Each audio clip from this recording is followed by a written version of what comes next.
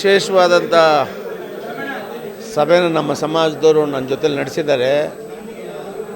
ಎಲ್ಲ ಹಿರಿಯ ನಾಗರಿಕರ ಸಮಾವೇಶದ ಬಗ್ಗೆ ಅವರವರ ಅಭಿಪ್ರಾಯಗಳನ್ನು ಹಂಚ್ಕೊಂಡಿದ್ದಾರೆ. ಮತ್ತು ಎಲ್ಲರೂ ಕೂಡ ಅವರ ಸೇವೆ ಮೂಲಕ ಸಮಾಜ ಸಂಘಟನೆ ಮಾಡ್ತೀನಿ ಅಂತ ಅವರು ಬಯಸಿದ್ದಾರೆ.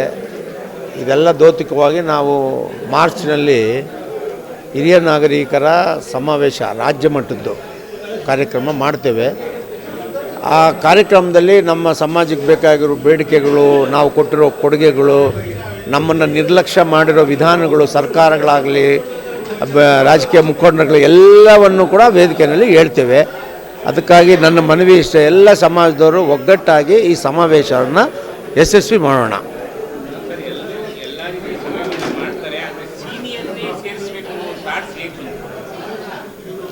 ಸೀನಿಯರ್ನ ಯಾಕೆ ಸೇರಿಸ್ಬೇಕು ಅಂದರೆ, ಒಂದು ವಯಸ್ಸು ನಮಗೂ ಆಗ್ತಾಯಿದೆ. ಇಷ್ಟೆಲ್ಲ ಕಷ್ಟಪಟ್ಟರು ಸಮಾಜಕ್ಕೇನು ಸಿಗದೇ ಇರುವಾಗ ನನಗಿಂತ ಹೆಚ್ಚು ಕಾಳಜಿ ಇರೋವಂಥ ಆ ಸೀನಿಯರ್ ಸಿಟಿಜನ್ ಮನಸ್ಸು ಹೆಂಗಿರ್ತದೆ ಅಂತ ನಮ್ಗೆ ಅರ್ಥ ಆಗ್ತದೆ. ಅವ್ರುಗಳ ಮೂಲಕ ಈ ಸಂಘಟನೆ ಮಾಡಿದ್ರೆ ಯುವಕರುಗಳಿಗೆ ಮತ್ತು ನಮ್ಮ ಸಮಾಜದ ಮುಖಂಡರುಗಳಿಗೆ ಒಂದು ಏನಂದ್ರೆ ಇನ್ಸ್ಪಿರೇಷನ್ ಸಿಕ್ಕುತ್ತೆ. 60-70 ವರ್ಷದ ನಮ್ಮ ಸಮಾಜದವರು ನಮಗೋಸ್ಕರ ಮಾಡ್ತಾ ಇರೋಂಥ ಒಂದು ಹೋರಾಟ ಅಂತ ತಿಳ್ಕೊಂಡ್ರೆ ಹಳ್ಳಿಯಿಂದ ನಮ್ಮ ಸಮಾಜದವರು ಸಂಘಟನೆ ಆಗ್ತಾರೆ ಅನ್ನುವಂಥ ಉದ್ದೇಶದಿಂದ ಅಷ್ಟೇ.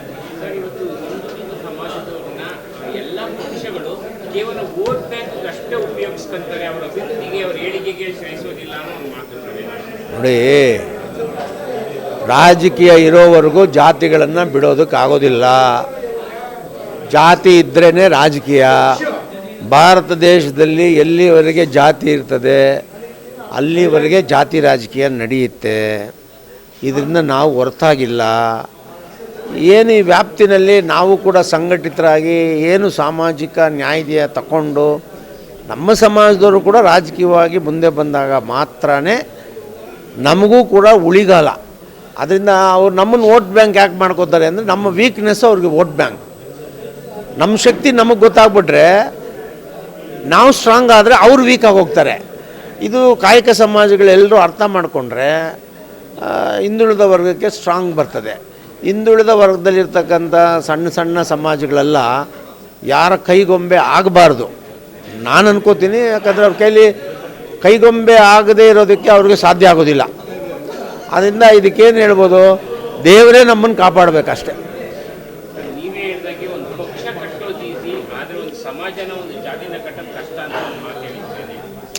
ಅಲ್ಲ, ಯಾವಾಗಲೂ ಅಷ್ಟೇ. ಒಂದು 10,000 ರೂಪಾಯಿ ಇದ್ದರೆ ಒಂದು ಪಕ್ಷ ಕಟ್ಬಿಡ್ಬೋದು. ಭಾರತದ ಸಂವಿಧಾನದಲ್ಲಿ ಪಕ್ಷಗಳನ್ನು ಕಟ್ಟೋದು ಭಾಳ ಈಸಿ, ಜಾತಿಗಳನ್ನು ಕಟ್ಟೋದಕ್ಕಾಗಲ್ಲ. ಆಮೇಲೆ ಜಾತಿ ಕಟ್ಟಿದವನು ನಾನು ಹುಡುಕಿದ್ರೆ ಎಲ್ಲೂ ಸಿಗಲಿಲ್ಲ. ಆದರೆ ಒಬ್ಬರೇ ಸಿಕ್ಕಿದ್ದು. ಶೋಷಣೆಗೆ ಒಳಪಟ್ಟು, ಎಲ್ಲರಿಂದ ತಿರಸ್ಕಾರಕ್ಕೊಳಪಟ್ಟು, ನಿರ್ಲಕ್ಷ್ಯಕ್ಕೊಳಪಟ್ಟು, ಒಂದು ಏನಂತಾರೆ, ಒಂದು ಅತಿರೇಕದ ತಿರಸ್ಕಾರಕ್ಕೊಳಪಟ್ಟಂಥ ಒಂದು ಸಮಾಜವನ್ನು ಅಂಬೇಡ್ಕರ್ ಅವರು ಕೈ ಹಿಡಿದ್ರು. ಅವರೇ ನನಗೆ ಸ್ಫೂರ್ತಿ. ಒಬ್ಬ ವ್ಯಕ್ತಿ ಮಾಡಿದಂಥ ಆಂದೋಲನ ಇವತ್ತು ಭಾರತ ದೇಶದಲ್ಲಿರೋ ಎಲ್ಲರೂ ಕೂಡ ಆತ ಕೊಟ್ಟಂಥ ಏನು ಒಂದು ಅವಕಾಶ ಇದೆಯಲ್ಲ, ಸಂವಿಧಾನಬದ್ಧವಾಗಿ ಶೋಷಿತರಿಗೆ ಸಿಗಬೇಕಾಗಿರೋ ಅವಕಾಶ ಇದೆಯಲ್ಲ, ಅದನ್ನು ನೆನಪು ಮಾಡಿಕೊಂಡೇ ನಾನು ನಮ್ಮ ಜಾತಿಯನ್ನು ಕಟ್ಟಿದೆ. ಯಾಕಂದರೆ ಪ್ರತಿಯೊಂದು ಜಾತಿಗಳನ್ನು ಕಟ್ಟೋದು ಕಷ್ಟ.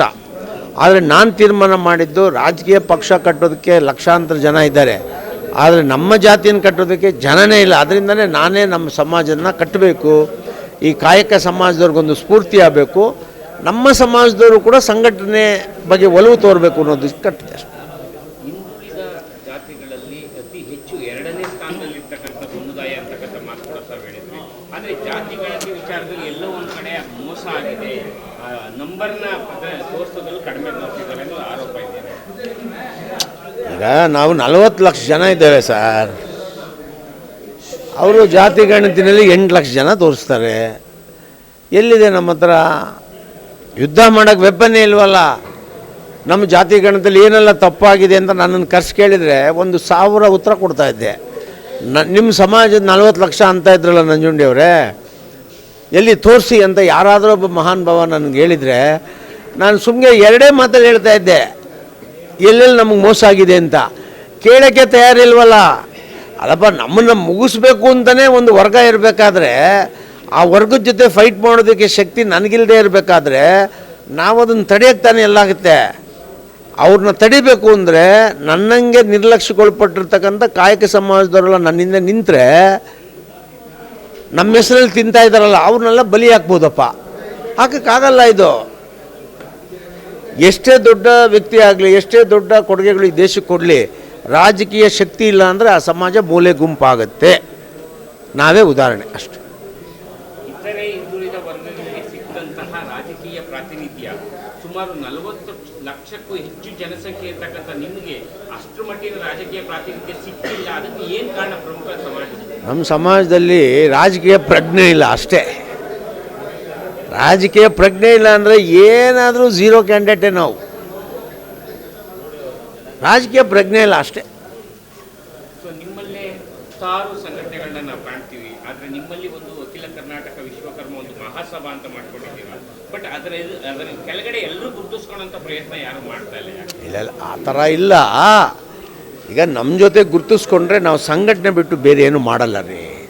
ಕಾರ್ಯಕ್ರಮಗಳು ಮಾಡೋದು, ಯಾರಕ್ಕೋ ಲಾಭ ಆಗೋ ಥರ ಸನ್ಮಾನಗಳು ಮಾಡೋದು, ಅದೆಲ್ಲ ನಾನು ಮಾಡೋದಿಲ್ಲ. ಸಮಾಜಕ್ಕೆ ಏನು ಬೇಕು ಅಷ್ಟೇ ಬೇಕು. ಈಗ ನಿಮಗೆ ಗೊತ್ತಿದೆಯೋ ಗೊತ್ತಿಲ್ಲ, ವಿಶ್ವಕರ್ಮ ಅಂದ್ರೇ ಗೊತ್ತಿಲ್ಲದಿರೋ ದಿನದಿಂದ ನಾವು ಸಂಘಟನೆ ಮಾಡೋದು. ಎಲ್ಲೋ ಒಂದು ಕಡೆ ಹಂಗೆ ಮಾಡ್ಕೊಳೋರು ನಮ್ಮ ಹೆಸರು ನಾವು ಸಂಘಟನೆ ಮಾಡಿದ್ರಿಂದ ತಾನೇ ಅವರು ಕೂಡ ಎಲ್ಲೋ ಒಂದು ಕಡೆ ಸಣ್ಣ ಪುಟ್ಟ ಕಾರ್ಯಕ್ರಮಗಳು ಮಾಡ್ತಾರೆ. ಮಾಡ್ಕೊಳ್ಳಿ ಬಿಡಿ, ಅದಕ್ಕೇನಿಲ್ಲ. ಆಮೇಲೆ ಲೀಡ್ರನ್ನ ಸಮಾಜ ಹುಟ್ಟಾಕ್ಬೇಕು ಸರ್. ಲೀಡ್ರ್ಗಳನ್ನು ಸಮಾಜದಲ್ಲಿ ಹುಟ್ಟಾಕಬೇಕು. ಸಮಾಜನ ಕೊಂಡ್ಕೊಂಡು ಲೀಡ್ರ್ ಆದವನು ಆಯಸ್ಸೇ ಇಲ್ಲ. ಅವನು ಝೀರೋ ಆಗ್ತಾನೆ, ಸಂಘಟನೆ ಮಾಡಿದವ್ರು ಹೀರೋ ಆಗ್ತಾರೆ ಅಷ್ಟೇ. ನಿಮ್ಮ ಸಮಾಜದಲ್ಲಿ ಹಳ್ಳಿಯಿಂದ ದಿಲ್ಲಿಯವರೆಗೆ ನಿಮ್ಮ ವಿಶ್ವಕರ್ಮ ಸಮಾಜ ಜನ ವಾಸಿಸ್ತಾ ಇದ್ದಾರೆ. ಆದರೆ ಎಲ್ಲೋ ಒಂದು ಕಡೆ ಮುಂದುವರೆದ ಜನಗಳು ಕಟ್ಟ ಕಡೆ ಇರ್ತಕ್ಕಂಥ ವ್ಯಕ್ತಿನ ಗುರುತಿಸೋದ್ರಲ್ಲಿ ವಿಫಲರಾಗಿದ್ದಾರೆ. ಅವ್ರ ಸಹಕಾರಕ್ಕೆ ನಿಲ್ತಾ ಇಲ್ಲ ಅನ್ನೋ ಒಂದು ಇಷ್ಟೊತ್ತವರೆಗೂ ಅದೇ ಹೇಳ್ತಾ ಇರೋದು. ನಾವು ನಿರ್ಲಕ್ಷ್ಯಕ್ಕೆ ಒಳಪಟ್ಟಿರೋದೇ ಪ್ರಬಲವಾಗಿ ಬೆಳೆದು ನಿಂತವರ ತುಳಿತದಿಂದ ತಾನೇ. ಅದರಲ್ಲಿ ಏನು ಡೌಟ್ ಇಲ್ಲ. ಎಷ್ಟು ದಿನ ತುಳಿತಾರೆ ಸರ್? ಅವ್ರಿಗೆ ಒಂದಿನ ಕಾಲು ನೋವು ಬರ್ತದೆ, ಹೋಯ್ತಾರೆ ಈಚೆ.